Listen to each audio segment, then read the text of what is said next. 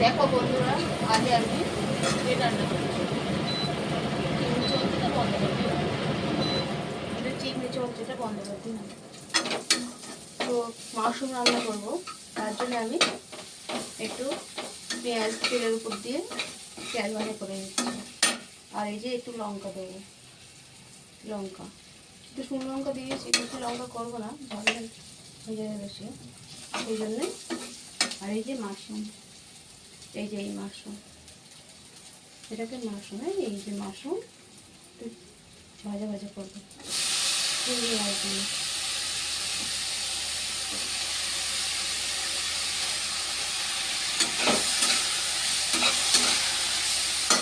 জলের ভিতর দিয়ে ধুয়ে নিলাম, ভালো করে ছাড়িয়ে, খোসা ছাড়িয়ে কেটে নিয়েছি, নিয়ে ধুয়ে ভালো করে ধুয়ে 2-3 বার ধুয়ে এই ধুয়ে রাখলাম।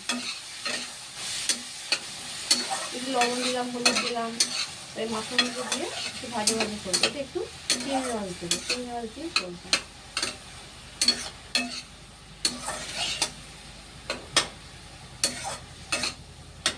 এটা খেতে খুব টেস্টি হয়।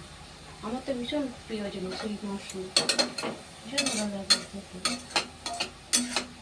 এগুলো চাষ করা, কিন্তু আমাদের প্রাকৃতিকভাবে যেগুলো হয় মাটির থেকে দুর্গাপুজোর সময়, ওগুলো আরও খেতে আরও সুন্দর।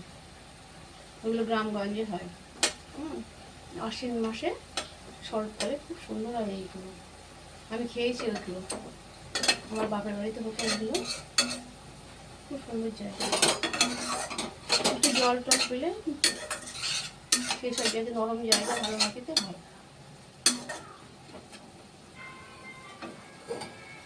এই যে এবার একটু চিংড়ি মাছ দেবো, এই যে চিংড়ি মাছ দিয়ে দিলাম।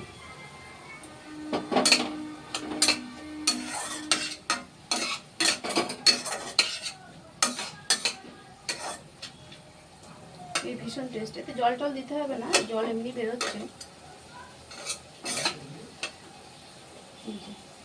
খুব সুন্দর জিনিস, এটা খাওয়া উপকার। শরীরের এতে প্রোটিন আছে, শরীরের খুব উপকার, খুব স্বাস্থ্যসম্মত জিনিস। জল বেরোচ্ছে প্রচন্ড, জল থাকে খুব।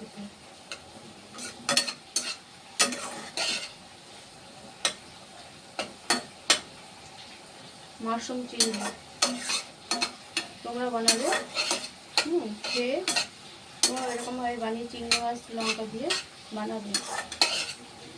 কেমন হয়েছে কমেন্ট করে জানাবে। যদি তোমার এটা ভালো লেগে থাকে তাহলে একটু লাইক কমেন্ট শেয়ার করবে, একটু সাবস্ক্রাইব করবে। সাবস্ক্রাইব করলে নোটিফিকেশন আর তোমাদের কাছে আগে পৌঁছাবে।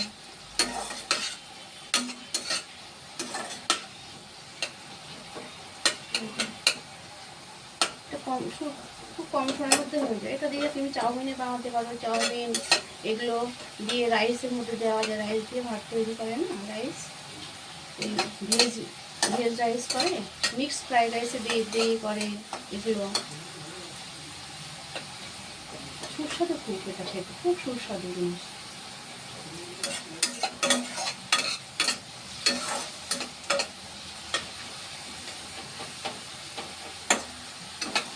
এই হয়েছে, ঠিক আছে, এই যে জল মরে গিয়েছে, একদম ভাজা ভাজা হয়ে যাবে।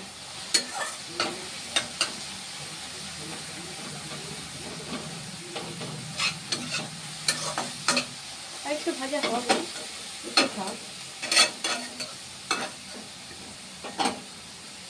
একটু ঢাকনাটা চাপা দিয়ে আর একটু হবে। রাখছি, নমস্কার। পরে আবার অন্য কোনো দেখা হবে। তোমরা জানিও সবাই কেমন হয়েছে।